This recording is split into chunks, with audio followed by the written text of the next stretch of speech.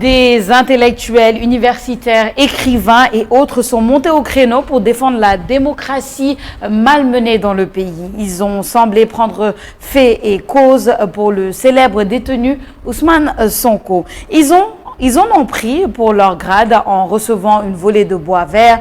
Les critiques à leur égard ont été particulièrement agressives, même si nos chers intellos ont manqué de mesure.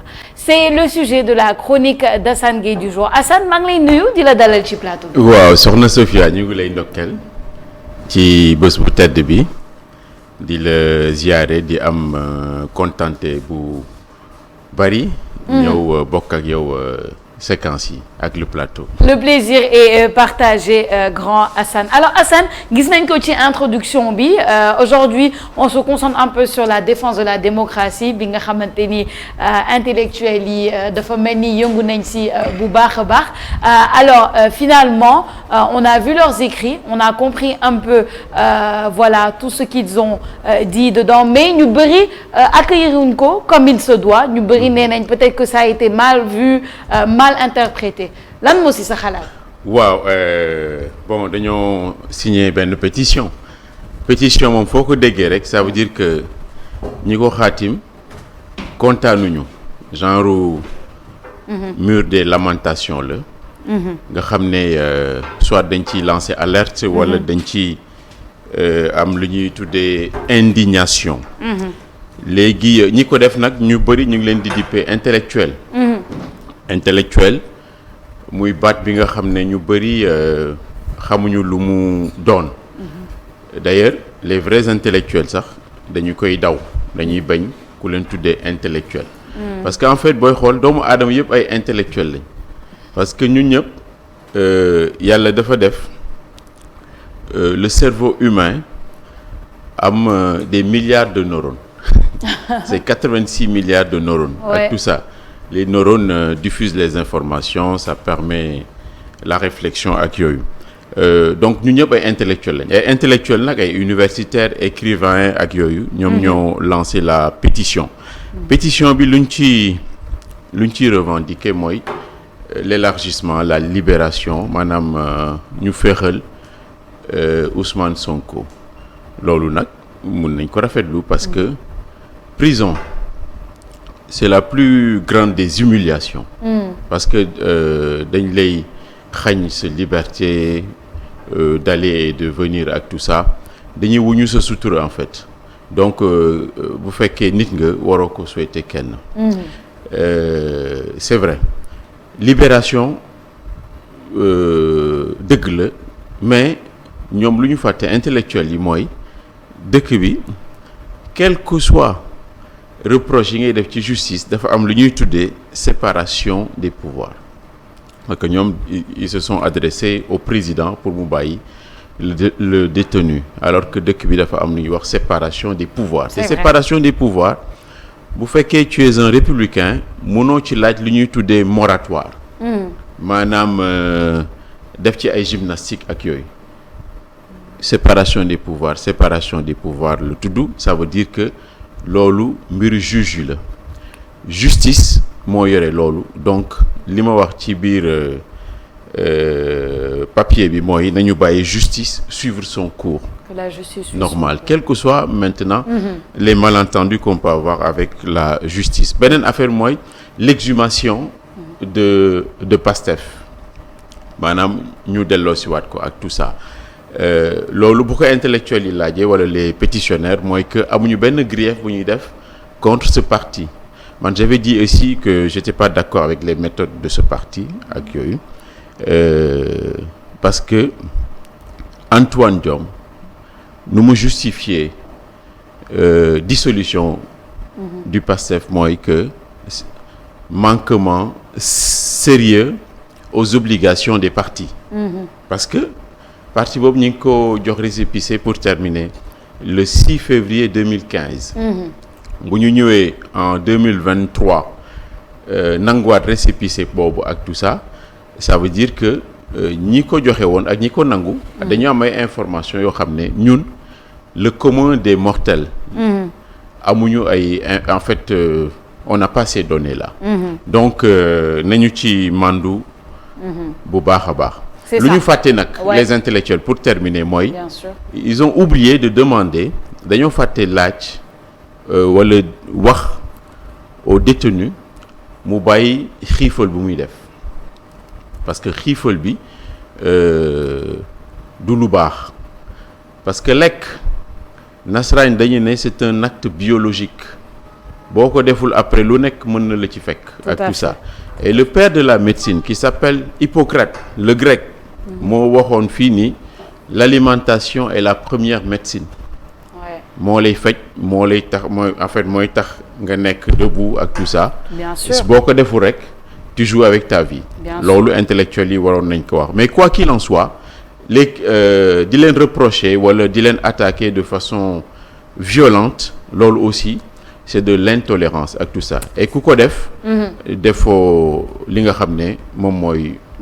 yoon quoi c'est ça alors grand Assane juste le temps d'introduire ba pare di dalal ki nga xamante ni moo di imam Birame Pouye ci plateau bi ñu nar a dem ci rubrique seetantal juste après la chronique du jour imam maa ngi lay nuyu di la wax Juma Mubarak di la fay soxna Sofia di la wax Juma Mubarak di nuyu Hadj Hassan di nuyu ñëpp ñi nga xam ne ñu ngi bàyyi xel seen émission Tok-Tok Sénégal rawatina seen rubrique bi ñuy waaj a dugg mooy seetantal. c'est ça alors grand Assane justement man ci ce développement bi j'ai retenu deux choses la première chose moo di le terme intellectuel naka ñu war a xoolal naka lañ koy utiliser ak lan la signifier vraiment parce que je pense que là quand on parle des intellectuels on parle un peu de l'intelligentsia sénégalaise yi nga xamante ni bon ils sont reconnus pour être des penseurs des pensants yi nga xamante ni suñu yëkkatee ay kaddu ñëpp dinañ respecter yooyu les kaddu ñëpp dinañ déglu sax yooyu les kaddu parce que on part du principe que seen kaddu dafa am solo te seen kaddu ce sont des paroles ou des écrits réfléchis je pense que c'est important de le dire après séparation des pouvoirs yi ngay wax ça pose le problème de l'adresse de la pétition justement ni nga ko waxee au président Macky Sall te ñu bëri même boo waxtaanee avec certaines populations dans certains de nos reportages dañuy gis ni ci cas où Ousmane Sonko fi mu toll nii nga xamante ni c'est judiciaire juridique nit ñi lu ñuy wax souvent c'est président Macky Sall na baal ki nga xamante ni moo di Ousmane Sonko alors qu'en fait il y a pas forcément une corrélation directe mais loolu est-ce que ça veut pas dire que les gens ne comprennent pas ou que les gens ne voient pas cette séparation des pouvoirs aussi fii ci Sénégal. Oui c'est ça non les pétitionnaires man je les comprends ci côté parce que ci suñu dëkk yi le chef de l'État est bon c'est le dernier recours quand on a un problème et cetera moom ngay waxal. ak yooyu da ngay jéggi ay ministres ay premiers ministres ak tout ça nga dem ci ñoom te intellectuels yi yaakaar naa jàpp nañu phrase boobu wax il vaut mieux s'adresser à Dieu qu'à ses saints. bu fekkee président mi ngi fii ak tout ça qui peut débloquer les situations. Pourquoi ne pas l'interpeller ak tout ça mais intellectuel baat bi nga xam ne même les ñi koy bëgg ñu ci bëgg liggéey ak tout ça ils ont des problèmes am nañ ay jafe-jafe pour wax ñu lan mooy intellectuel pour man intellectuel mooy ki nga xam ne il a de belles idées. Ouais.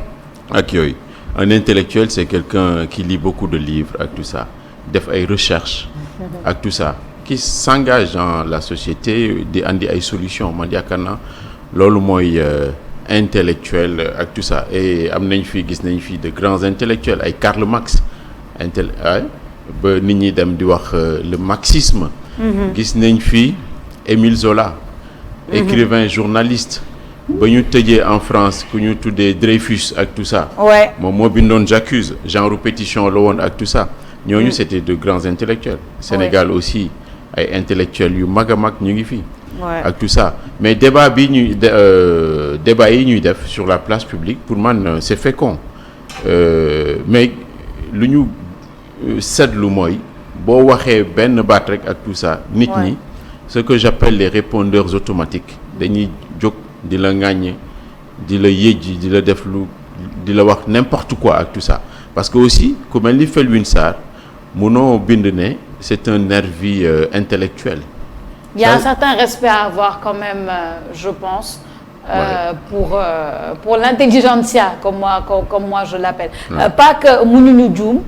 doomu aadama day juum nga nekk intellectuel ou pas je pense que Imam Birame Pouye du mais ça c'est vrai. dina ko confirmer bépp doomu aadama day juum ça c'est sûr. donc on peut ne pas être d'accord avec la pensée pour man mais boo d'accordul ci cadre doomu aadama Imam je pense que am na noo koy waxee ak am na ñi nga xamante ni ay mots yi nga xamante ni war nga leen bañ a utiliser à mon avis. bon li gën a am solo ñu war ci bàyyi xel rek mooy da nekk ci Sénégal boo xamante ni xàmmeetuñ ko. Sénégal boo xamante ni y a beaucoup de pleurs. y a beaucoup de chagrin. booy seetaan télé da ngay gis ay yaay jooy rek yaay boo xamante ni doomam da doon xëy liggéey ba te ma daan ci kawam yaay boo xam da doon xëy yaakaar doomam ñu ne dee na ci géej gi benn yaay da doon xëy ñu ne doomam téye nañ ko beaucoup de chagrin au Sénégal beaucoup de métit ñu ñëpp a koy dund mu laala directement ou indirectement. moo tax kenn ku nekk di wut ay solution je pense que ñi wax intellectuel li leen yaakaare mooy seen xam-xam ñoom it ñuy bay seen waar donc pour man tout le monde peut-être dañuy nekk dans le cadre en tout cas positif yaakaar ni kenn ku nekk da nga bëgg une bonne solution pour Sénégal jëm ci kanam mais je pense que ni muy demee nii buñ ci wutalee ay solution mën na gën a compliqué parce que Sénégal léegi nit ñi ñu bëree ils sont un peu en tout cas seen xol yi neexul ñenn ñi nga bëgg a faj ay soxla mënuñu ko faj Sophia yow da ngay am salaire sax yow mi am salaire balaa weer bi di sore nga am problème. imagine ki nga xamante ne amuñu ko. intellectuel nag def na moo la boo xam ne ñu ñoo ko créé rek mais li Hassan wax c'est-à-dire boo xoolee doomu aadama ba ko yàlla créé la ko def intellectuel. moo tax moom a géré la ko àdduna bi donc kon par défaut tout humain qui utilise sa raison n'est-ce pas intellectuel la. maintenant dafa am ay critères yoo xam ne ñenn ñi ñoo ko créé ni leen identifier li nga xamante ne mooy borom xam-xam. mais ak lu mën a am mooy képp ko jëfandikoo sa xel ak langue boo mën a jàng moo xam arabe la wala français la wala chinois la on se considère comme intellectuel. parce que intellect mooy l'intelligence en devenir mooy jëfandikoo sa xel ba sa xel moom mën a jural njëriñ sa bopp ak say ñooñ. donc je pense que kon n'importe qui doit être intellectuel mais ñenn ñu gën a yaakaare ngir seen xam-xam ngir seen jàng li ko Assane waxee ay téere yu ñu bind wala yu ñu jàng wala boog yaakaare leen bu ëllëgee ñoom ñooy joyanti bu dëkk bi nekkee ci ay maanaam ay tolof kon n'importe qui peut se considérer comme intellectuel puisque n'importe qui normalement bu utiliser raison on le considère comme un intellectuel. Chacun a la capacité de donner sa réflexion n'est-ce pas grand? Oui bien sûr non en fait Afrique dafa yàgg ci mbiru intelligentsia ak tout ça boo xoolee ay Tombouctou ak tout ça. boo xoolee mën nañu bañ a génn sax ci dëkk bi non foyer religieux ak tout ça nga xam ne suñu mag ñi en fait da ngay la question mooy kan moo leen jàngal. parce que ñu ci bëri génnuñu woon frontière Sénégal yi ak tout ça alors qu'ils ont écrit des bibliothèques ak tout ça ñoo ñëpp ce sont de grands intellectuels mais intolérance bi. il faut qu'on en finisse parce que waa ji li mu waxoon rek moo fi nekk. je n'ai pas vos idées. mais je me battrai pour que vous puissiez les exprimer. Tout à fait. bokkuñu ay xalaat mais dinaa def tout li ma mën ak lu ma mënul pour que nga mën ko joxe ak tout ça sans pour autant ay ngaañak wala ay xas yi nga di la ci fekk loolu c'est inacceptable. Felwine Sarr pour revenir à lui parce que gars yi moom la ñu gën a ŋaañ ak tout ça c'est un grand intellectuel. Oui, bien sûr. Man li ma koy reprocher rek mooy lu mu bàyyi fii étudiant sénégalais yi parce qu'il était à l'UGB ak tout ça dem États-Unis c'est son plein droit parce que les conditions sont optimales. Ça aussi c'est un problème. Ouais, c'est un problème ak tout ça. Mais parce que bon, c'est au Sénégal aussi de jox intellectuel yi seen cër. Mais quelque part il a abandonné les étudiants sénégalais. Ça aussi c'est un reproche que je lui fais ak tout ça mais c'est un éminent intellectuel. Économiste, philosophe, musicien yooyu yëpp ak tout ça kooku dañ ko war a respecter on peut pas l'insulter dans la presse ak yooyu. Non, on doit le respecter et puis tu ouvres un autre débat grand Assane xam naa on aura l'occasion de plus en parler parce que je ne suis pas forcément